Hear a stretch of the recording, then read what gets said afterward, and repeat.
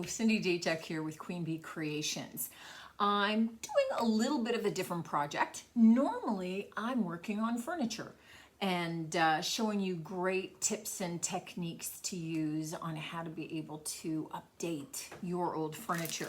Today, a little bit different. This is part of a collaborative series with a lot of other creative individuals, and we're kind of doing a bit of a holiday theme. It's kind of that time of the year.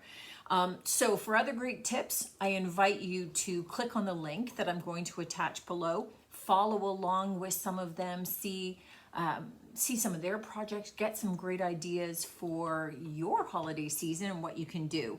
Today, what we're going to be doing is using some of the decor molds that I typically use with paper clay in my projects.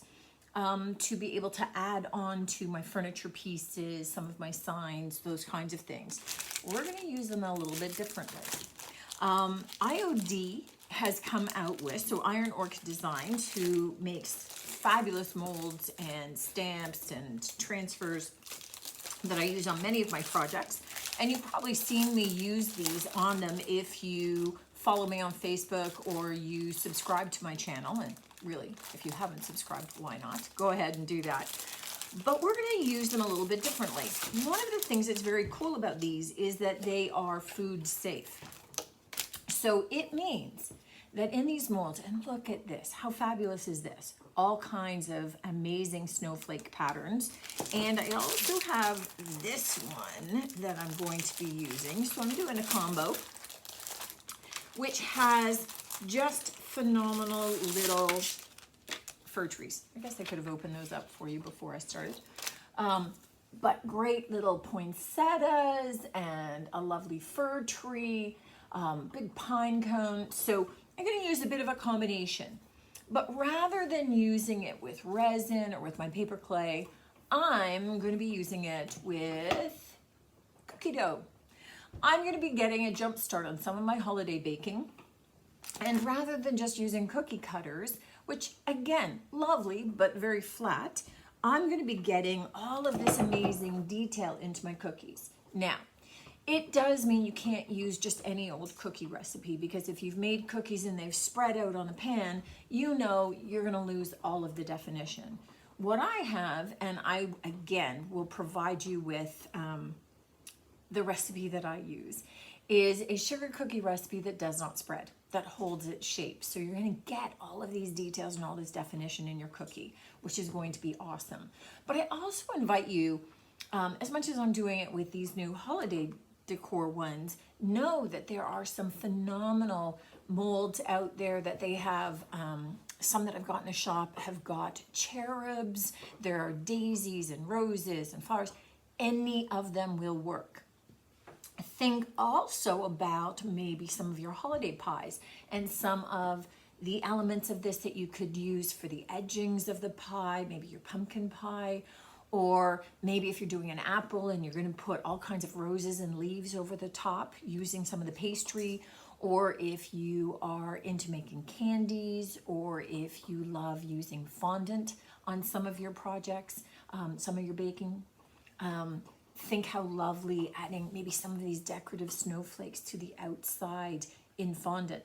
So as much as we're going to be doing this with cookie dough, think outside of the box. And really, these are so versatile, these molds. But I'm looking forward to some cookies. So we're going to jump in and get started. All right. I've brought you in nice and close here because you really don't need to see my face. You're going to want to see what I'm doing. One of the things that I have is a little cup with some flour. Now, your cookie dough is going to be a little bit sticky, and we want to ensure that we can get it out of our molds. And some of these molds are pretty intricate, like the snowflake that I'm doing here, in which case we're going to want to have some flour in there to be able to release it. If I was using paper clay, I would be using a little bit of cornstarch in there. That would work too, but I'm doing some flour. I'm just knocking out a little bit of the excess. Excuse the long reach, excuse the arm. And I'm getting some of my cookie dough. And it is as simple as just pushing it down into the mold. We want to get all of that detail.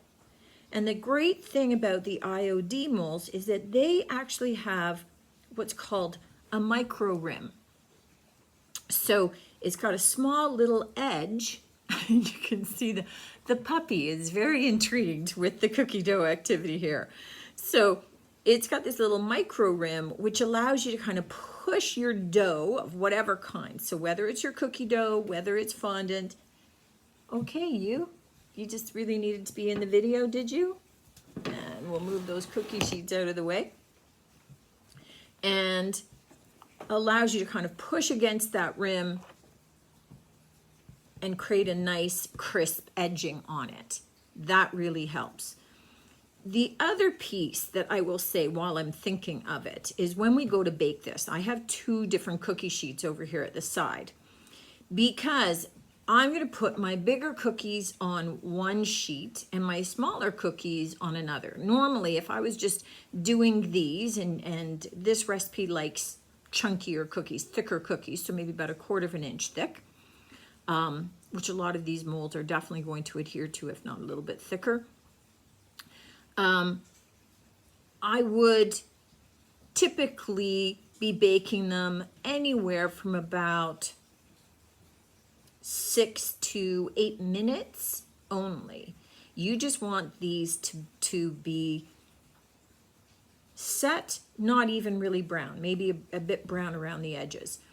So with these cookies, they're all going to be different sizes and they're going to cook at different rates. So some are going to take longer, some are going to take less. When we do a Christmas tree, and I'm going to do that one next, it's big and fat, so it's going to take longer. So I'm going to put some of my longer baking cookies on one sheet, some of my smaller, shorter baking cookies on another sheet, and that way that's going to help me keep a little bit of control, even knowing that I may be lifting some off of a sheet while others stay on, and vice versa, right? So there's going to be some that still have to cook a little bit longer than others, but you'll be able to judge as you go. Now, the easiest way to get these out is to flip them over and to just start to try and peel. It's a little tougher because I can't see what I'm doing, but to just kind of peel back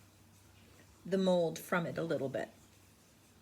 And if you've got a little bit of sticking, which I expect from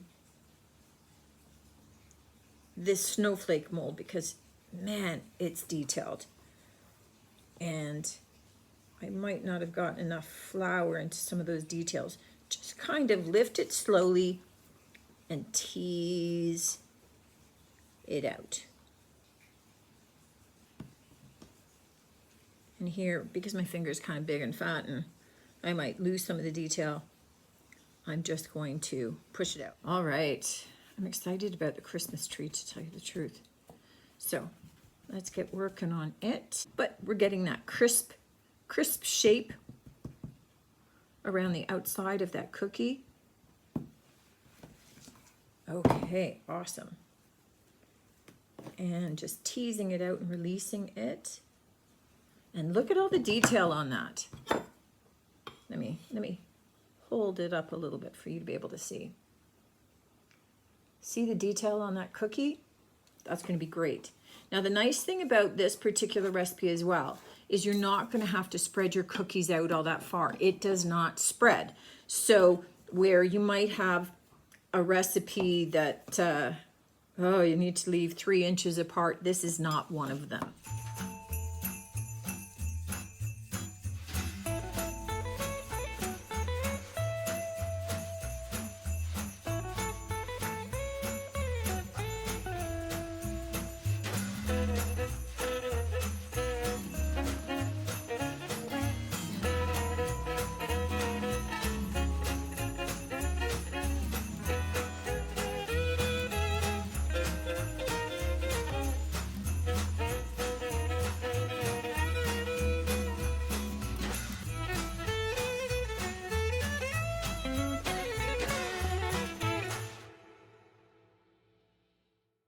All right, let me share with you some of our finished cookies here.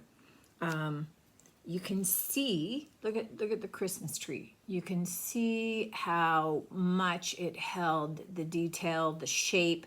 So you have that wonderful texture that's in there, and even something that was as detailed as our fir branch.